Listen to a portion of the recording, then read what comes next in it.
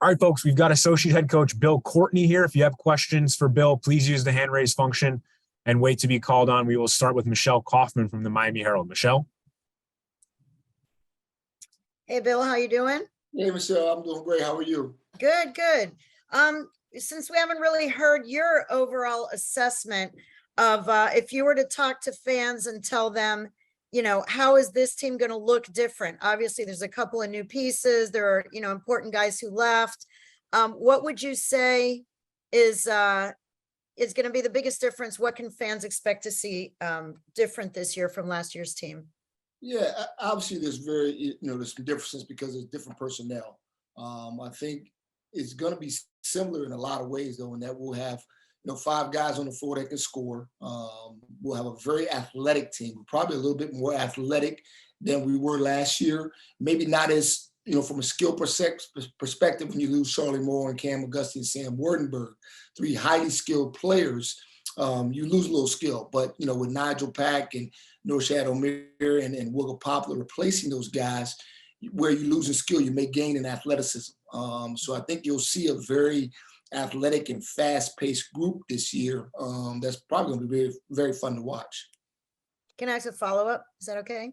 Go ahead. Can you talk about Norchad? I mean, everybody is very excited about just his energy, his boundless energy, and what he brings in his physicality. He has the type of body that you really didn't have on your team last year. So it seems like he can bring a little difference low in the post that you didn't have last year. What can you expect? Coach L doesn't want anyone to get too excited yet. He says that he still has a lot to learn and he's trying to lower expectations. But what have you seen in him so far? Well, Norchad's great. First of all, he's probably one of the best guys ever to be around. He comes every day with tremendous energy, infectious energy. He's tremendously positive. He's communicative. He's always talking to his teammates. And he plays that way also. He plays very, very hard. He's super athletic, plays with tons of energy, goes after every rebound, goes after every block, sometimes to his detriment, but he'll go after every block, every rebound, and he won't stop. His motor just runs constantly. Again, we got to temper some of that so you don't get any foul trouble and things like that. But he's a tremendous talent and should have a very good year for us. Thank you. We'll go to Adam Lichtenstein in the Sun Sentinel. Adam. Hi, Coach. Talk about expectations. Obviously after the season you guys had last year, not really going to be taking on people by surprise this year. How is the team kind of handled a little bit more of the spotlight this season? Yeah, well, it may sound cliche, but we go one game at a time, one practice at a time. We're just trying to get better every single day. And fortunately for us, we have a tremendous group of kids with their character. And so they really work hard at getting better every single day, individually and collectively. They're really working at it every single day. We don't necessarily worry about the expectations. Heck, last year we were picked 12th or 13th, somewhere around there. And this year we're picked a little higher. It doesn't mean anything to us. We don't look at it that way. We're trying to build a team and build a program. And I think our guys have handled that terrific. I don't think they've had any, issues with looking at preseason projections and, feeling some type of way either way about it. I think our guys are locked in and focused on getting better every day. We'll go to Christopher Stock from Inside the U. Chris. Hey, Coach, I was curious with Nigel, how much either film that you guys worked on or to learn more about him. Did you guys watch a lot of K-State stuff and learn, and just saying that all guards are different, but maybe the process to try to get the most out of his skills? Yeah, we watched a lot of K-State film in recruiting him. And then after we signed Nigel, we watched a lot of film to figure out how we could help him and he could help us. He's obviously made a transition to full-time point guard now, and he's done a terrific job at that.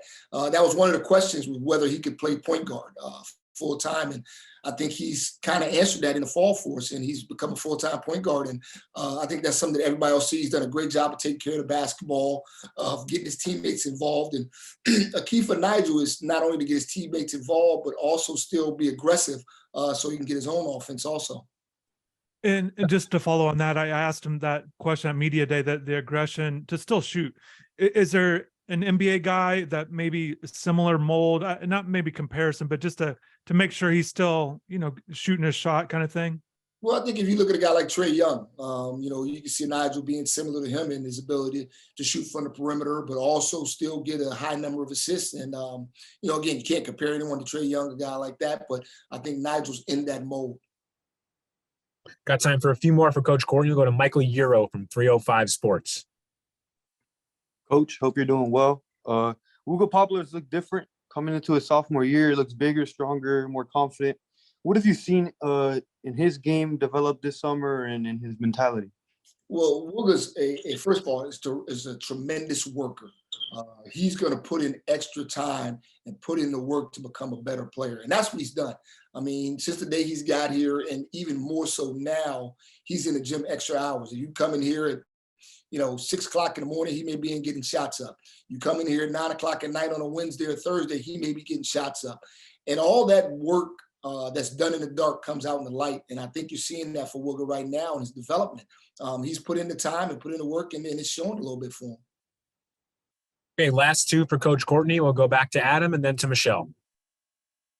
Hi again. So kind of like a general question, but when a guy transfers in, Nigel, Norshad, Jordan Miller last year, how much do you as a coaching staff talk to them and work with them? If he comes in and says, well, I did this here, and you guys say, well, we want you to do this here, something a little different. How do you guys, I guess, mesh those two, different thought processes or two different things? Yeah, well, the only thing that we really, worry about whether we're at their former spot is, kind of how they fit what we're trying to do. In the case of Nigel, Norshad, and Jordan, and you want to put Charlie Moore in that category, all those guys came in with terrific attitudes. They came in willing to do whatever it takes for us to be successful. They'd had taste of success, a little bit of success at their former stops, but now with an opportunity to taste some success at the highest level, I think all those guys are hungry for that, and all those guys have been willing learners, as a result of that. And they're tremendous kids, again, tremendous character, and so they've been great at understanding what they need to do for Miami's program, and not necessarily what they did at their past program. All right, last question for Coach Courtney comes from Michelle Kaufman.